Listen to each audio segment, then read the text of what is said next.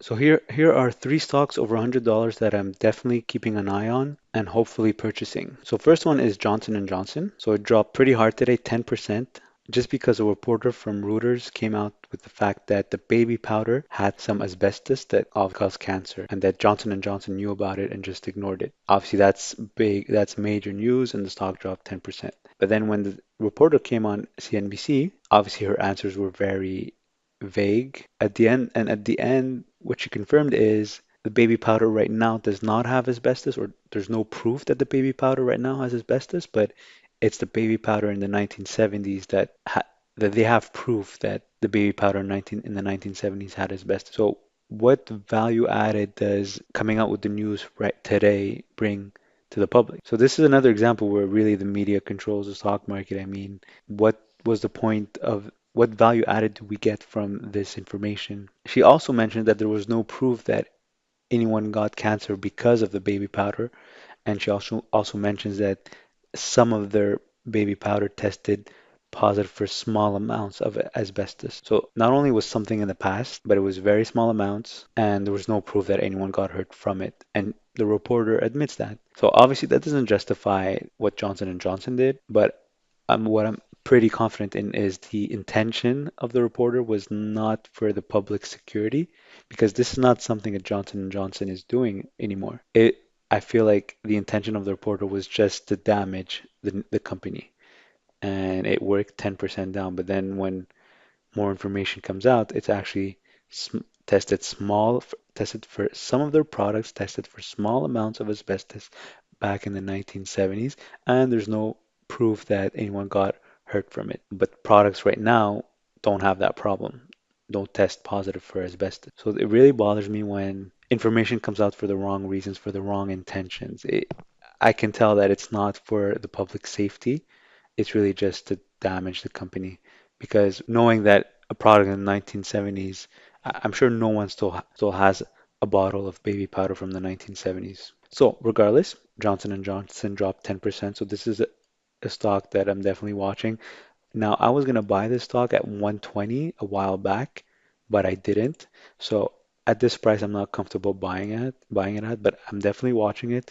If it drops to 120, I'm definitely gonna try and buy it. Obviously, it's a big name company, not going anywhere, and it's just a company that if you hold forever, it's just gonna keep going up. Pays little dividends, 2.5%, but not bad. So yeah, I see 52-week range 118. I actually placed an order at 120, but canceled it. I felt like I wanted to buy something else, and yeah, definitely regret it. It was trading at 145. 52-week high was 149. But yeah, so I wouldn't buy it at this price, but I would definitely watch it. The other stock that over $100 that I'm definitely watching and I definitely want to buy is Costco. I love Costco.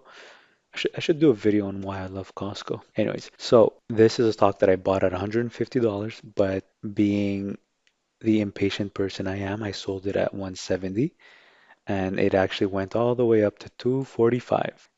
But it's starting to drop again because for several reasons it started dropping a little bit day after day, but mostly today 9% because of earning reports. I really don't care about earning reports. It means nothing to me, but whatever, it dropped 9%. So that's good. I wouldn't buy it at this price for sure, but I'm gonna definitely watch it and hope it reaches 150 again, or even if it reaches 160, it could be good. So definitely watching it. Hopefully it drops some more next week for whatever reason, whether it's because of earnings or just general market or even because of the chicken farm that they plan on buying. So apparently they're gonna buy this huge chicken farm to produce their own chickens that they're selling the rotisserie chickens that they sell at the end of the warehouse. Instead of buying their chickens, they're gonna buy a huge farm and make their own chickens and sell them.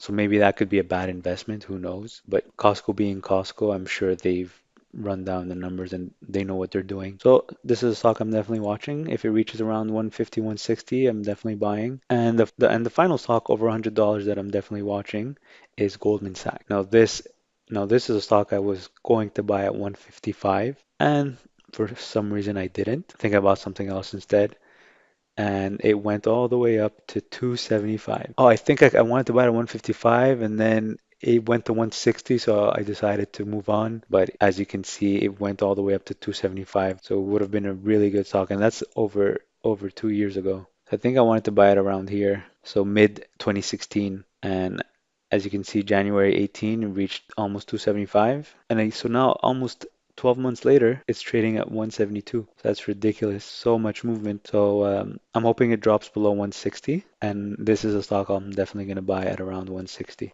I think even at this price, it's good. I mean, any price you buy it at, if it's relatively low compared to the previous prices, it's going to go back up to what it was trading at in the past, but it just might take more time than expected. So I'd rather give myself a better chance at profit, so I don't want to wait too long. So either I get in at the price that I'm comfortable at, or I just move on and look for something else. And in my case, it's going to be around 160 for this stock. And plus, we don't know what's going on with the general market. This is a stock that's going to move with the general market. So if the general market goes down, it's going to continue going down. So it really depends what's going on. But yeah, so these are the three stocks that I'm definitely watching over $100 that I want to buy if they continue to go lower. Goldman Sachs net profit has been decreasing since 2014, so that's probably the reason why the stock is dropping slowly. But I'm still very confident in buying it, but at around 160.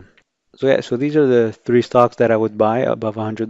So if you have any questions, leave in the comments below. Like always, if you can open an account with Questrade to trade on the stock market, use my referral code in the description below the video to get between $25 and $250 back, depending on your deposit. Also, if you enjoy my videos, please like them, share them with your friends, and subscribe to the channel. And check out the links below to help support the channel. Thanks for watching.